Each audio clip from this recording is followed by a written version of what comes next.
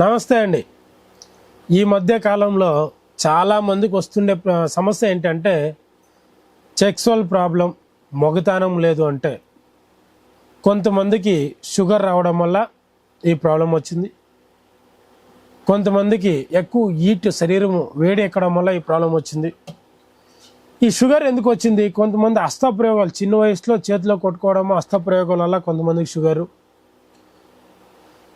Chicken తినేవాళ్ళు, మందు తాగేవాళ్ళు, ఎక్కువగా సిగరెట్లు, ఈ పాన్ పరాకులు అంచులు వేసేవాళ్ళు కూడాను ఈ మొగతనం ప్రాబ్లం వచ్చింది.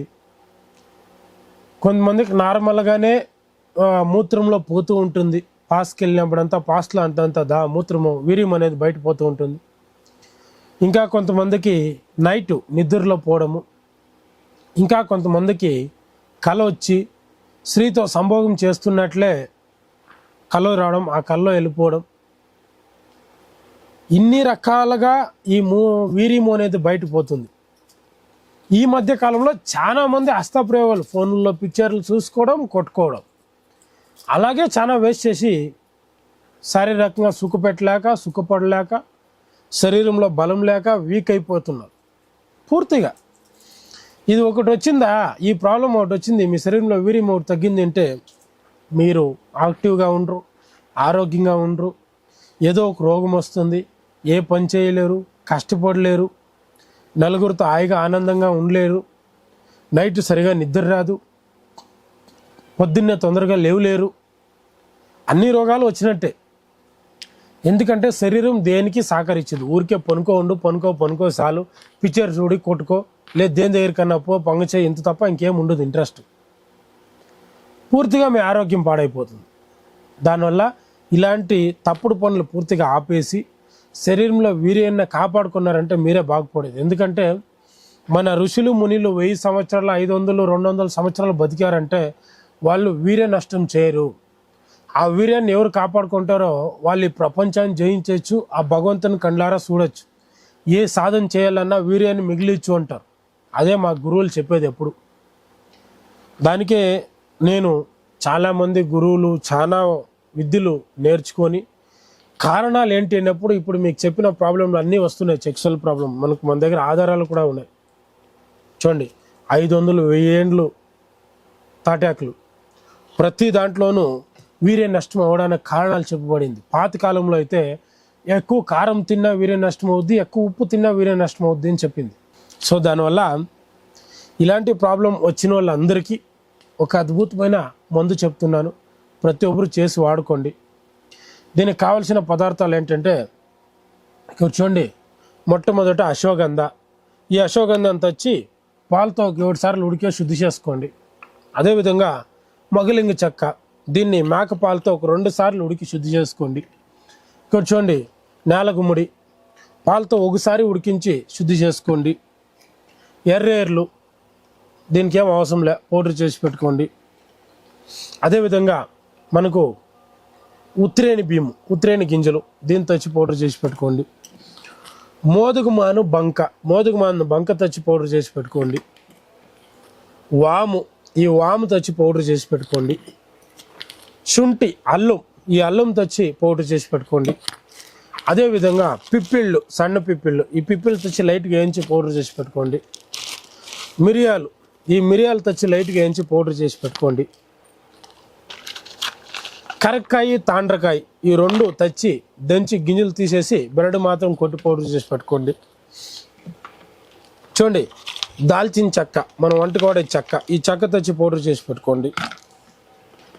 అదేవిధంగా మునగ విత్తులు, ఈ మునగ విత్తులు తెచ్చి పౌడర్ చేసి పెట్టుకోండి. అదేవిధంగా ఇక్కడ చూడండి, ఇది వచ్చి మీకు మునుగుమాను బంక, ఈ మునుగుమాను బంక తెచ్చి పౌడర్ చేసి పెట్టుకోండి.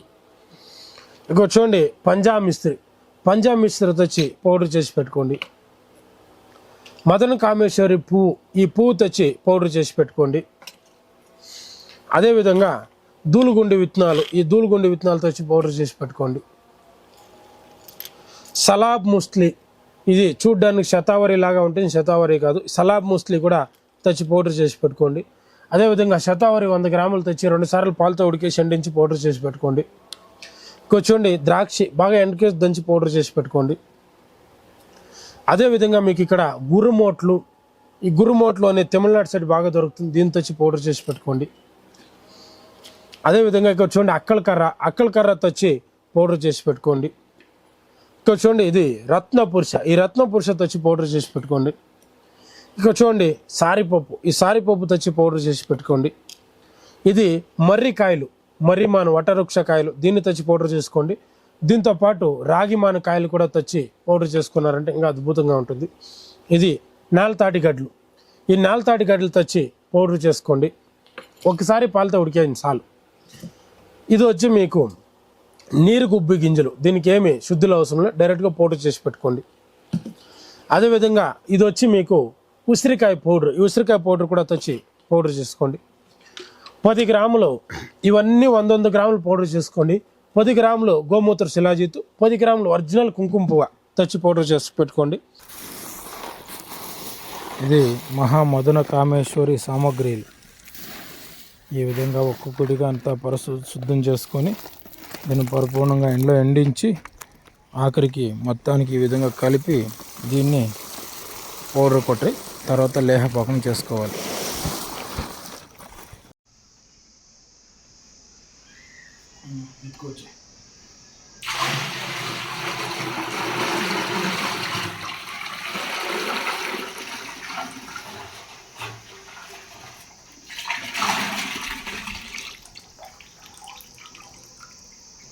చూడండి, ఈ పాలలో మనం ఎప్పుడు పాలు బాగా నాటావు పాలు పాత్రలో కాంచి ఈ విధంగా కాగిన తర్వాత ఇందులో మొట్టమొదట కుంకుమ పువ్వు వేసి ఉడికేయాలండి. ఇక్కడ బాగా చూసుకోండి, ఇది ఒరిజినల్ కుంకుమ పువ్వు. ఇలా వేసేపాటికి ఎంత బాగా రంగు మారుతుంది చూడండి. ఈ విధంగా వేసి దీన్ని బాగా కలుపుతూ తర్వాత మనం మిగతా వస్తువులన్నీ వేసి పాకం ఎత్తుకోవాలి. చూడండి, మహామదన కామేశ్వరి లేహం అనేది ఈ విధంగా మనం సామాగ్రిలన్నీ పౌడర్లు కొట్టి పెట్టుకొని ప్రతి ఒక్కొక్క ఐటము పరిపూర్ణంగా తెచ్చి నీట్గా చూసి మనమే పౌడర్ కొట్టుకోవాలి. అంగిట్లో పౌడర్లు తెస్తే పనిచేయదు. ఆ విధంగా పౌడర్ కొట్టి మనము ఈ పౌడర్లన్నీ ఈ పాలతో కలిపి లేహపాకంగా చేసుకోవాలి. దీన్ని బాగా వేసినప్పుడు నీట్గా గడ్డి కట్టకుండా ముద్దలు లేకుండా కలుపుకుంటూ రావాలి. ఇది ఎలా కలపాలి, ఆఖరికి ఎలా వస్తుంది అనేది మీకు నేను చూపిస్తాను, చూస్తూ రండి. చూడండి, ఇది ప్యూర్ నాటావు నెయ్యి. ఎప్పుడు మనం ఈ విధంగా నాటావు నెయ్యి మాత్రమే తెచ్చిపెట్టుకొని ఇలా ఈ లేహానికి పోసుకోవాలన్నమాట. ఈ విధంగా పరిపూర్ణంగా కలుపుకోవాలి, ఎక్కడ కానీ ఉంట్లు ఉండకూడదు. ఈ విధంగా కలుపుతూ దీన్ని పాకం ఎత్తుకోవాలన్నమాట. ఇంకా దీనికి నెయ్యి అనేది వేయలేదు, ఇంకా కాసేపు పోయాక నెయ్యి వేసి చూపిస్తాను. ఇదే మహామదన కామేశ్వరి లేహం. చూడండి ఏ విధంగా చాలా జాగ్రత్తగా చాలా పద్ధతిగా చేసుకోవాల్సి వస్తుంది. మహామదనేశ్వర ఇది కింద అడుగంటకుండా మాడిపోకుండా ఇలా అదే పనిగా ఇద్దరు ఉండి ఒక్కొక్కరు సాల అయిపోయినాక ఇంకొకరు రెస్ట్ తీసుకుంటూ కలుపుతూ ఉండాలి. ఈ ప్రాసెస్ మొత్తం కంప్లీట్ అవడానికి 2 నుంచి 3 గంటలు పడుతుంది. కలుపు గాజు బాటిల్ వేసి పెట్టుకొని ప్రతిరోజు పొద్దున్నే సాయంత్రం నాటావు పాలు కానీ మేక పాలు దొరికితే ఇంకా శ్రేష్టం. ఏది లేదనుకో మామూలు ఆవు పాలే ఒక గ్లాస్లోకి 1 స్పూన్ పౌడరు. సెక్సువల్ కెపాసిటీ మీకు చాలా అద్భుతంగా పెరుగుతుంది. టైమింగ్స్, ఎనర్జీ, స్ట్రెంత్, తాకత్తు, బలము 100కి 100% కూడా అద్భుతంగా ఉంటుంది. మీకు ఏ విధంగా వీర్య నష్టమైనా, ఏ విధంగా సెక్సువల్ కెపాసిటీ లేకపోయినా, టైమింగ్స్ లేకపోయినా, అన్ని రకాలుగా ఇబ్బంది ఉన్నా మీరు దీన్ని వాడుకుంటూ వచ్చారంటే ఖచ్చితంగా మంచి రిజల్ట్ అనేది ఉంటుంది. 1 నెల, 2 నెలలు, 3 నెలలకు కూడా వాడచ్చు. మీరు ఎన్ని నెలలు వాడినా ఇబ్బంది ఏం లేదు. ఎందుకంటే మీ శరీర తత్వాన్ని బట్టి 1, 2, 3 మీరు ఫిక్స్ చేసుకోండి. నాకు చాలా వీక్ అయింది 2 నెలలు, లేక ఇంకా ఎక్కువైంది 3, లేదా నార్మల్గా ఉంది 1 నెల వాడుకున్నారంటే మీకు మీ స్త్రీతో కానీ పురుషునితో కానీ కలవడానికి, సంభోగానికి మంచి ఎనర్జీ, తాకత్ అనేది ఉంటుంది. నేను ఒకే ఒక మాట చెప్తున్నా, ఈ మధ్యకాలంలో చాలామందికి సెక్సువల్ కెపాసిటీ లేకుండా మీ భార్యలు, మీ ఆడోళ్ళు, మీ చెల్లెళ్ళు, మీ తోడబుట్లు ఈ కోరికలను కంట్రోల్ చేసుకోలేకుండా వేరే మగవాళ్ళతో సుఖపడుతున్నారు. అది మీకు తెలీదు. నాకు తెలిసిన వరకు నాకు ఎంతోమంది ఆడవాళ్ళు ఫోన్ చేస్తారు, భర్త ఉన్నాడు, భర్త ఫ్రెండ్స్తో, మరిదితో వాళ్ళ బావగారితో, మామగారితో, ఎదురింటితో, పక్వం తింటుంటంతో ఎంతోమంది అక్రమ సంబంధాలు పెట్టుకొని వాళ్ళతో సుఖపడుతూ ఇక్కడ భర్తను మోసం చేస్తూ, ఇంటోళ్ళని మోసం చేస్తూ, మళ్ళీ దొరికిపోయి పెద్దగా గొడవలు పెట్టుకొని దానివల్ల విడాకుల వరకు వచ్చి సంసారాలు కూలిపోతున్నాయి. అలాంటి వాళ్ళు ఎంతోమంది ఆడవాళ్ళు నాకు ఫోన్ చేసి, ఇలా నేను అక్రమ సంబంధాలు పెట్టుకొని దొరికిపోయినా, ఇప్పుడు గొడవ అవుతుంది, మరుగు మంది ఇవ్వండి, మా ఆయన నా మాట వినేలాగా ఇవ్వండి అని అడిగేవాళ్ళు కొంతమంది.